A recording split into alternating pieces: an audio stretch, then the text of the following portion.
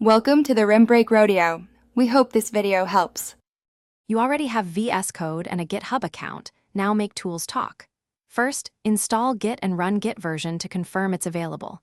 In VSCode, open your project folder and switch to the source control pane so you see changes instantly. Next, set your identity with Git config global user. Name and user. Email, this ties commits to you.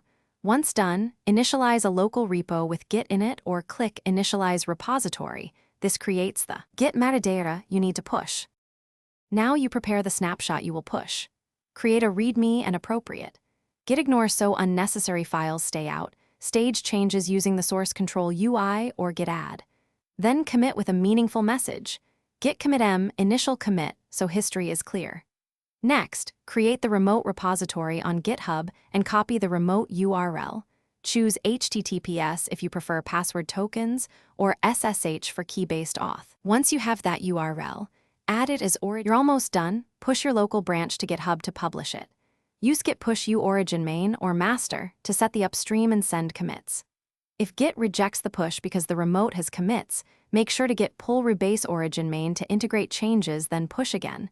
This avoids merge clutter. If authentication fails, generate a personal access token for HTTPS or add your public SSH key to GitHub.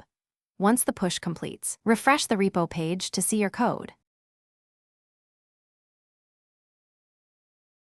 Thanks for watching. Consider subscribing if we helped you.